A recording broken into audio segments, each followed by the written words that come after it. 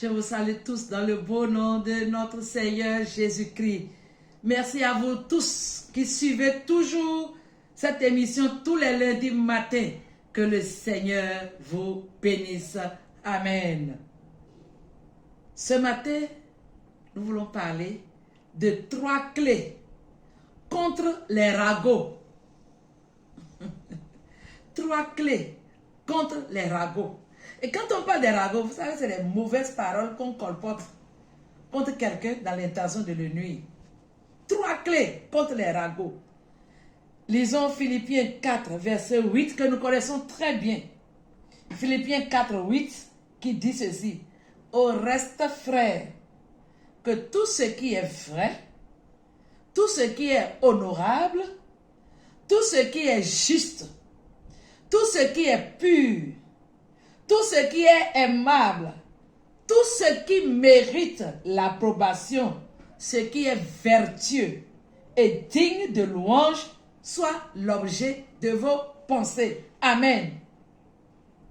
3 clés contre les ragots. Cette méditation est inspirée d'une expérience qu'a faite le grand philosophe antique Socrate. Je tire cette méditation-là de son expérience. Et l'expérience que Socrate a faite est bien ce que chaque chrétien devrait mettre en pratique chaque jour si on veut vivre vraiment en tant qu'enfant de Dieu. Écoutez ce que Socrate a connu comme expérience, comment il a agi. On raconte qu'un jour, on vint dire à Socrate, quelqu'un vint dire à Socrate ceci. Veux-tu savoir ce que je viens d'apprendre sur ton ami? Voilà. Est-ce que tu veux savoir ce que je viens d'apprendre sur ton ami? Si c'est nous, on va ouvrir grandement nos oreilles et dire, raconte-moi, qu'est-ce que mon ami a fait? Qu'est-ce que tu as appris de lui? Mais écoutez ce que Socrate a fait. Socrate, plutôt de satisfaire la curiosité humaine, demanda de faire un test qu'il a appelé test de 3 passoires avant d'écouter ce qu'on voulait lui dire au sujet de son ami. Et là, le premier test que je dénomme la première clé si on veut vaincre les ragots est la suivante. C'est le test de la vérité. La vérité. Socrate posa cette question à celui qui est venu lui raconter ce qu'il a appris de son ami. Il lui posa la question suivante. Il dit, as-tu vérifié si ce que tu veux me dire là est vrai? Voilà une très bonne question.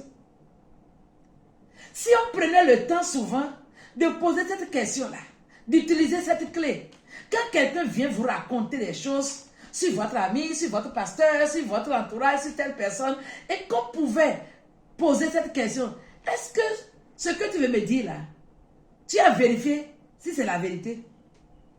Ne colportons pas souvent des nouvelles non vérifiées et peu fiables, frères et sœurs.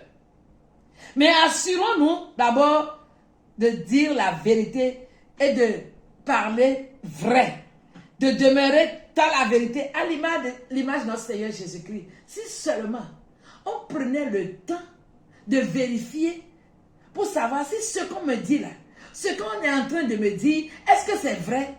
Il y a beaucoup de mensonges qu'on aurait éliminés. Les ragots ne vont pas continuer à se multiplier. Que Dieu nous donne cette sagesse. Deuxième clé que Socrate a utilisée, c'est le test de la bonté. Il dit, ce que tu veux me dire là, est-il empreint de bonté ou de méchanceté?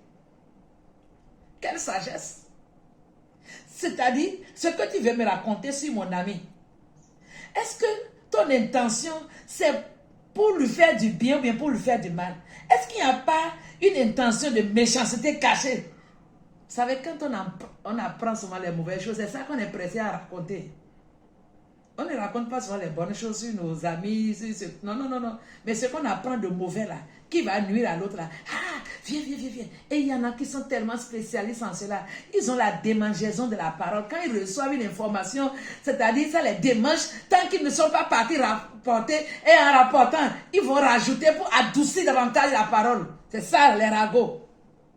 Socrate dit, est-ce que ce que tu veux me dire là, c'est empreinte de bonté ou bien de méchanceté? Vous voyez ici, il est question de l'intention qui anime la personne qui vient te rapporter ça là. Est-ce que c'est une bonne intention ou bien une mauvaise intention? À quoi servirait cette information? Pour faire mal, salir la réputation de l'autre ou bien lui faire du bien? Est-ce que parfois, certaines paroles que les gens transportent, c'est simplement par pure jalousie? Parce que quand on apprend quelque chose qui va détruire l'autre, on est pressé de raconter pour nuire à la personne. Empreinte de jalousie. Les ragots sont empreints de jalousie souvent parce qu'on fait mal à quelqu'un. Et c'est pourquoi la Bible dit, Philippiens 4, oui, tout ce qui est juste, tout ce qui est honorable, soit l'objet de nos pensées. C'est-à-dire que nos paroles soient véridiques. Et la troisième clé pour vaincre les ragots, c'est ce que Socrate a fait. Il a appelé cela le test de l'utilité. Il dit, est-il utile que tu m'apprennes ce que mon ami a fait? Est-ce que ce que tu vas me dire là, ça me sera utile? Même si l'information était vraie et qu'elle n'était pas méchante, mais est-ce qu'elle est forcément utile? 1 Corinthiens 10, 23 nous dit ceci. Tout est permis, mais tout n'est pas utile. Si ce n'est pas utile, pourquoi alors divulguer cela? Vous voyez? Si on arrivait souvent à mettre en pratique ces trois clés-là, on va réduire au maximum les ragots, les calomnies, les mensonges que nous colportons par-ci par-là. Que le Seigneur nous aide. À chaque fois que nous recevons une information, passons au test de ces trois clés-là. Est-ce que ce que veut me dire là est vrai? Est-ce que ce qu'on m'a dit là est empreint de bonté ou bien de méchanceté? Mais est-ce que c'est utile? Si ce n'est pas utile, c'est que moi-même, je ne vais plus la rapporter quelque part. Si elle n'est pas véridique, je ne vais plus transporter cela. Puisse le Seigneur nous donner cette sagesse-là. Et nous aider à mettre en pratique chaque jour ces trois clés. Ce sera une grande victoire pour nous-mêmes et pour notre entourage. Voilà la méditation de ce matin.